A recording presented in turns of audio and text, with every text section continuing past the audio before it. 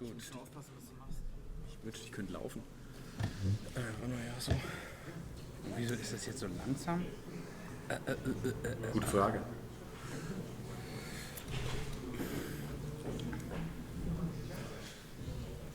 So, mal ready? Ja. Ja, okay.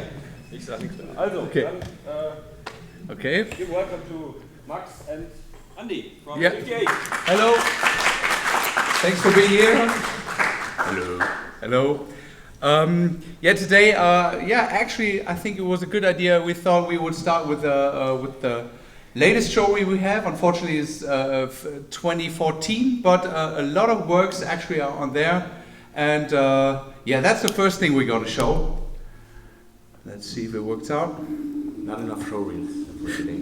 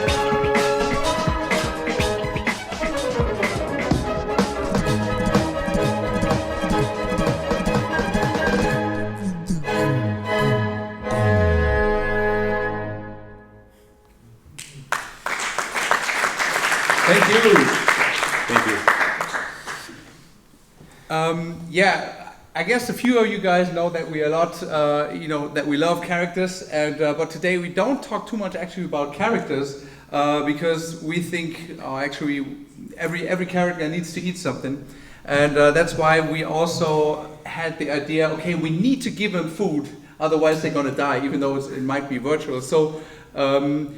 We were digging into the virtual food business a little bit more, also besides the character animation stuff. And so that's why I also wanted to show you guys a side which is maybe not so, not really famous. What's a better word for that? Anyhow. I don't know what you mean. Okay, so we wanted to show something else, how we prep the virtual food. And we have some things which we've done like recent commercials in the past.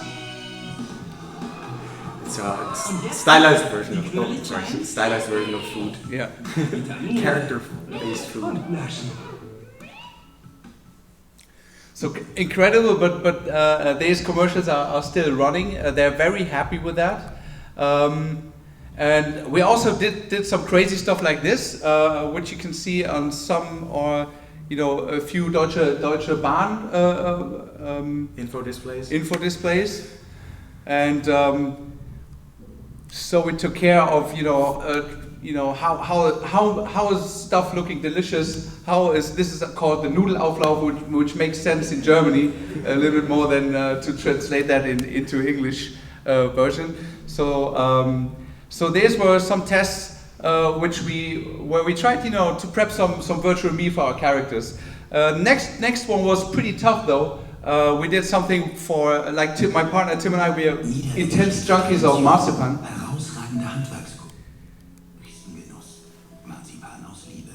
Seit 1806. So that was a pretty tough one. They had been very picky with how the chocolate looks like, how the cut looks like.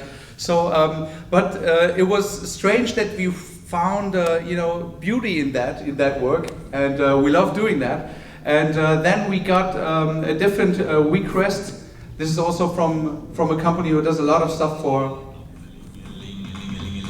NIM 2. Die NIM 2 Lachgummi Apfellinge sind da. Vitamine, Lingeling und Naschen. Children's commercial, how to ruin your teeth and stuff. They're also very happy with that. And what was the next slide? Unfortunately, I don't have everything in my head. Okay, but today we're not here about talking about those things.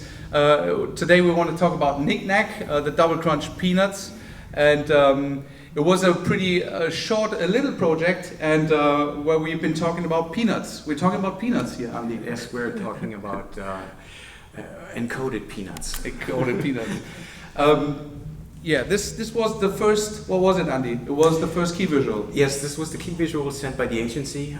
Basically, an opener and a closer for Big Bang Theory, and had this idea of creating a solar system made from these knickknacks. And this was the visual sent to us by the agency. And what's the next slide? I don't know. Hold on a sec. Okay. Okay. Yes, of course. What the tasks were. Agencies are special, and they have special needs, and clients have special needs, and so this was the agenda. Yeah, actually it's always the same. It needs to look super fine, super premium, super yummy. The nut needs to look exactly like the one on the package, like exactly. And we had 2.5 weeks production time, which was a pretty tough one, because we're coming up to this later. Next thing is we never worked with this client before, so we wanted to keep the whole production, as flexible as we could, given in the short time frame. And it was interesting because Andy said he wants to try something new.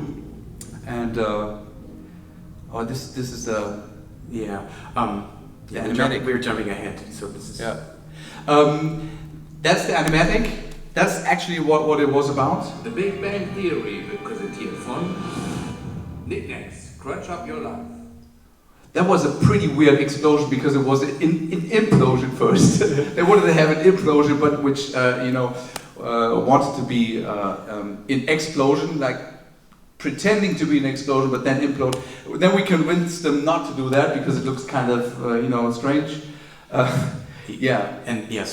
this the agency planned this to be similar to the Big Bang Theory opener. So there's lots of weird stuff going on in the Big Bang Theory opener, but basically fly from outer space into a galaxy and then arrive at the solar system, where we end up on the key visual at some point and then transition into a pack shot.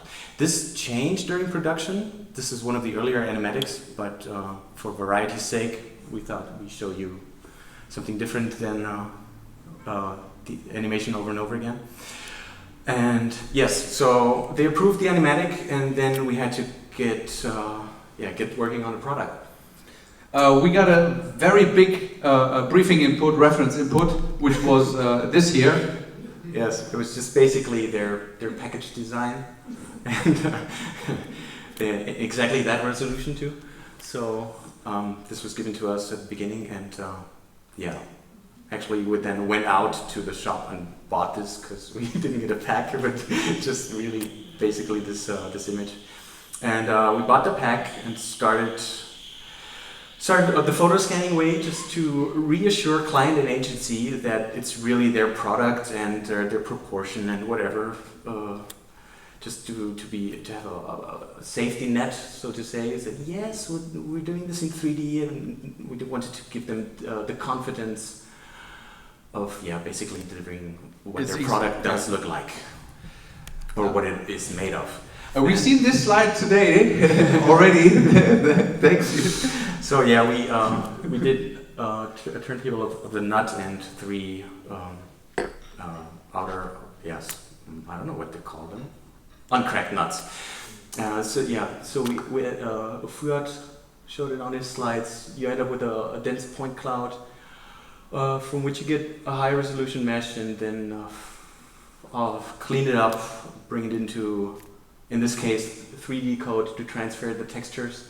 We didn't actually do that in PhotoScan, but transferred or recomputed the texture from this texture atlas to the UV layout we made for the low-res geometry. And what's the next one? Yes, we just threw it together, instanced some nuts on a point cloud, and sent this to the agency, and they were very pleased. Yeah, they were happy. Like Andy put some crystals, some salt crystals on it. So yeah, the basic idea here was to extract the texture from the object to get the fine detail, and not to start from scratch or use anything procedural noise patterns, because what you photograph, you take, and you have, and it was just basically getting the shell, adding displacement, and setting up point scattering on the surface, and instancing some crystals. We had discussions about, is it too edgy? We need less or more. So it was a pretty nerdy discussion. Yeah, basically tried to match what's on the package, and it was a pleasing result. So I thought, hey, let's do it this way. And the client was very happy at that point. He was sure that it should be that virtual food is okay. Yeah, virtual food is okay for them. So the reason why we're showing this again is because after the initial success of having client approval and agency approval, and you always feel happy, and I totally forgot about cracking up the nut. It's strange, but the artist mind sometimes does when you achieve a task and you feel so satisfied. So okay, I can do anything, but actually, how the hell do I get this cracked to look like the product? I had no idea, and I was the only. Yeah, it was basically just the animator that did the animatic, and I did all the rest. So I had to come up with a solution for the modeling, which is not really my part, because I'm actually the shading and lighting and rendering and compositing guy. But actually okay, so we're going to do the Houdini node graph porn after the presentation, because this laptop is not equipped with enough RAM. But this was actually then the geometry I came up with. And actually, the mantra porn was supposed to happen right now, I think. See? Yes, really? Yeah. Oh no. No. I got totally mixed up. So there are many ways to crack up the outer shell. Traditional booleans, which are, depending on what software you use, are slow and leave an unclean, messy mesh, and more often than not produce unreliable results. Especially the more polygons you have, the more it tends to not work good. Then in Houdini you have the option of breaking up with lots of small Voronoi fractures, but that's actually not really fast, and it doesn't look all too organic. It depends on how you approach it, but it would be not fast enough to interactively apply cracks and just push and pull and draw them. But there's actually, after I did a really big soft graph using traditional booleans just to figure out it doesn't work, I tried the OpenVDB stuff, and that was actually OpenVDB is actually great, and I used it for the results. And it can be very fast, and the higher you go in your resolution, it slows down, but it produces predictable results, and it worked great. And I was happy to have this as an option. So, I'm going to do the Houdini hands-on, just bear with us. I mean, at that time, it was interesting because Andy was the only one who digged into Houdini at that time. So we are still a very keen soft image house, and So he said like, okay, let me try this little project with Houdini, and yeah, it was pretty amazing how he did that.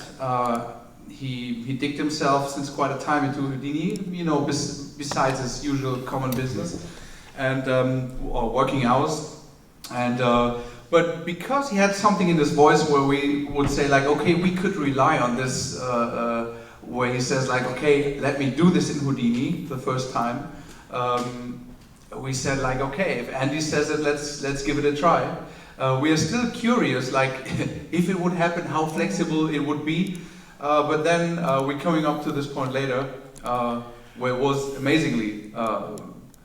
So this is not going to be a long showing of Houdini, just a little breakup of the shell and the nut and how I arrive at the parts. Actually, the slide for the options to break up a nut didn't include traditional hand modeling, which was out of the question for me, and also didn't cross my mind because the clients and agencies tend to be very specific about their product. So doing it over and over again wasn't even possible in the time frame. So I wanted to approach this as procedural as possible. And yeah, just to give you an overview, it should be like this. So this is node graph porn. So I'm gonna split. Okay, go back to the top. So just very quick, this was the nut. It arrived on the retopologized geometry with UVs that are nice and clean. Oops, that was bad. Sorry. And did a couple of transforms and reshaping. And that was actually necessary later on, and we'll see that in a rendering slide. And yeah, we ended up here, just a basic stack of operations. Then here is the outer shell. Yeah, here's the outer shell coming in, and that was still very rough and not very tasty. And I mixed in, I reprojected this again, a subdivided cube, and just used the blend shape to vary the smoothness, just to be prepared for anything that might come up later. Let's see here. So this is the actual shell. Then yeah, I'll speak about this very quickly. So I took a circle and just wait for it. The boring part will eventually be over. Just, what the hell? Oh, sorry. It's your porn. It's my porn. Usually better at this. Okay. Well, no. Not going to talk about it too much. So, yes, we'll just continue from here. I'm sorry, don't be confused. So this is actually not mesh geometry anymore. This is a volume representation from OpenVDB from a surface mesh. And the wireframe is this, and this is the voxel size. And so we're going to cross this volume with this geometry to get an upper and a lower part, and we actually need to have a closed surface, so it's going to look strange here, but this is the resulting volume. And from there we can take the next cut. We use one result to crack up the upper shell again, and then use one of those two and break them up again. And finally, last time, and then we have the results and we merge them back together. And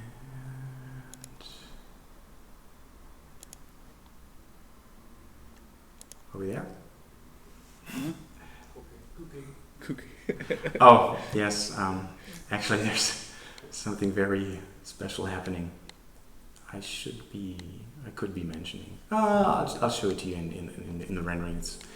What you could actually see here, I created an additional noise volume to create actual holes inside the geometry, because that's actually very visible in the product shot. So what I basically did was created some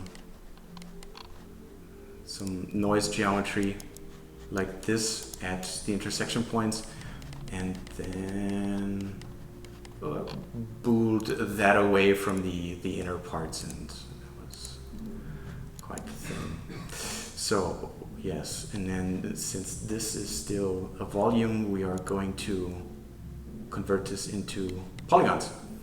And the really nice thing about the OpenVDB conversion is I can feed from this node up here, which is the actual Reese-Walters geometry. The conversion node uses this geometry's normals to apply them to the outer shelf, so the shading is correct. And that was quite important. And we still add some normals and basically the color and explode it again. So yeah, that was basically the task, and it worked great, painless, fast. And just to show you here, what I actually needed later in rendering was to create some attributes to contain the displacement that's happening on the outer shelf for the fine details, and not have it displace along the outer shell, because that creates very small geometry and that creates shading errors. So I had that, and then later it was also required to, sorry, this is not too great. I needed to have the texture that is visible on the outside to also blend into this region. It was actually a client request later in production. So there's a little bit of a gradient going on in a color transition from the outer orange to the much brighter inner baked fluffiness. So, and I think that's it. Something else? No, it was just something to enhance the gradient, and that's actually then rendered out. Is there anything else? No. That's it. That's it for HOUDINI for today. Okay, I'll look at it again. That's it. Yes, it's great to have this work all procedural. I was prepared for any client changes with very small times to actually do them. Short iteration times.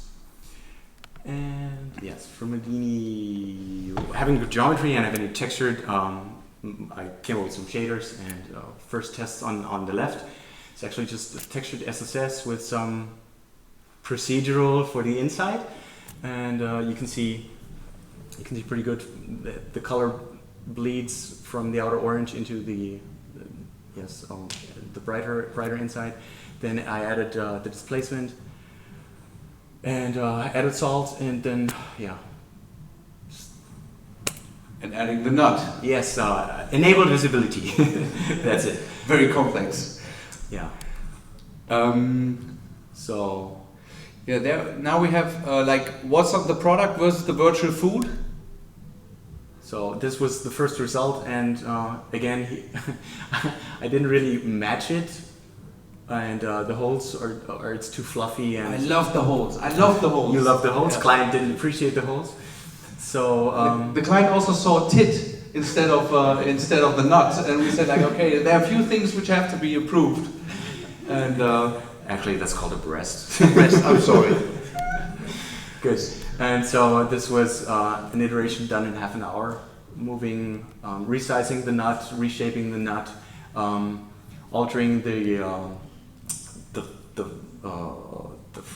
the noise fractal for the inner parts. I mean, this, shit, I'm sorry, no.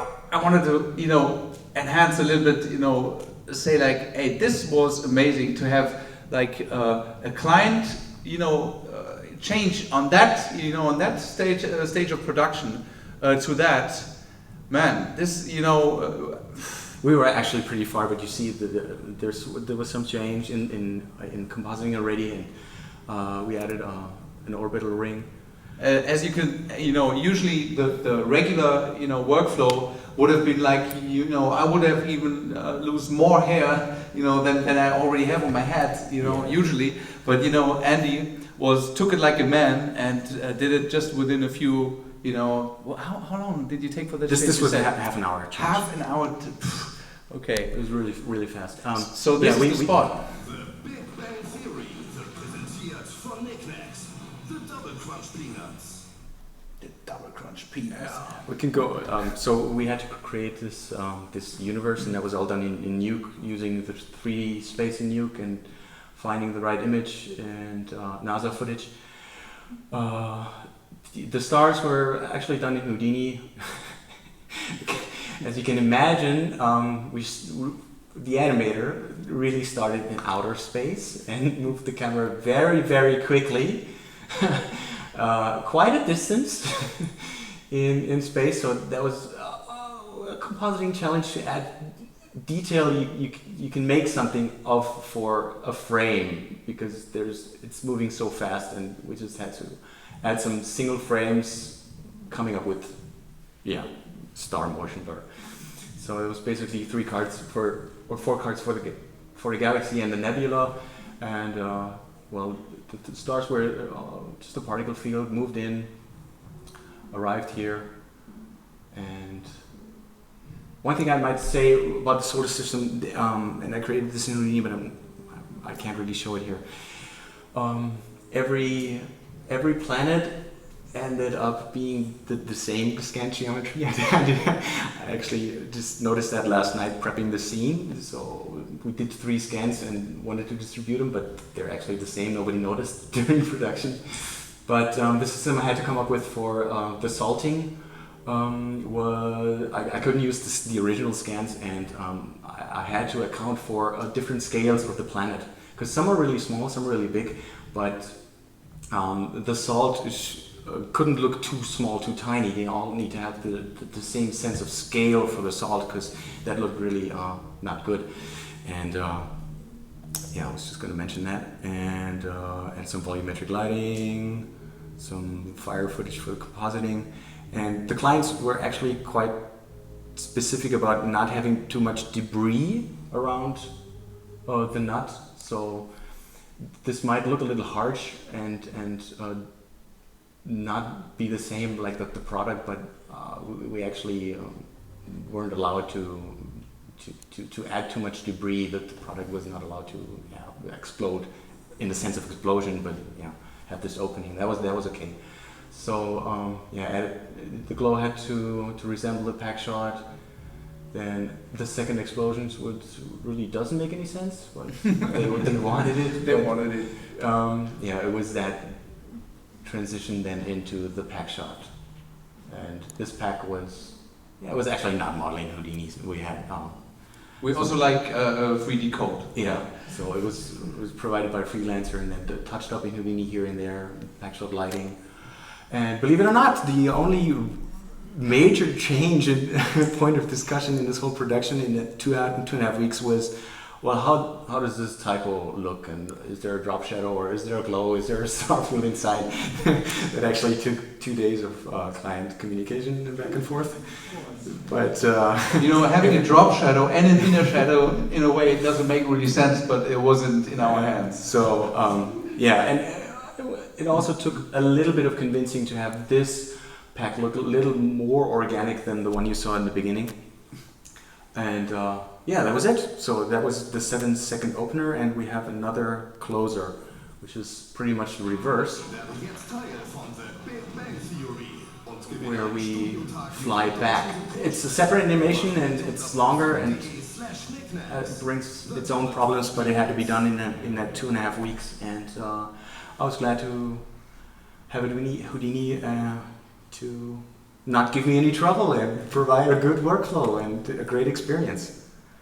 Yes, and is that it? I guess that's it. Or maybe not. Okay, one more thing. We launched a new thing, one of our films on YouTube. What was it? 4 hours ago. We already have, I think, like half an hour. We had 9,000 hits already. I'm very happy. Also very happy to show it to you guys the first time. To present it also in English at the same time as we do the German version. It's something which is also gives a certain security to a 3D service company, because we also are doing porcelain. I'm not sure if you guys know that, but this is the base for it. Hey man, what's up? Are you okay? Huh? What? I feel great.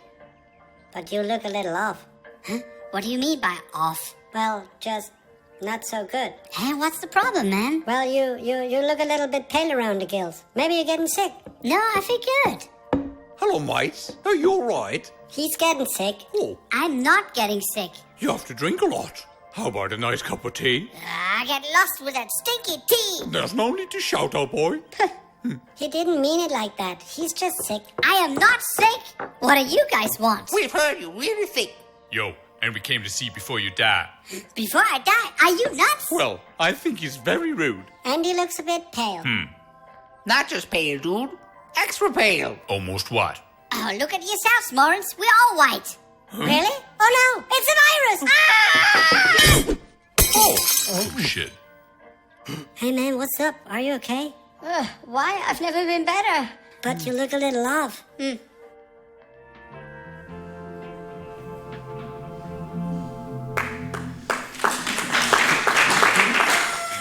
Oh no, I'm feeling good. Yeah, thank you. Thank you.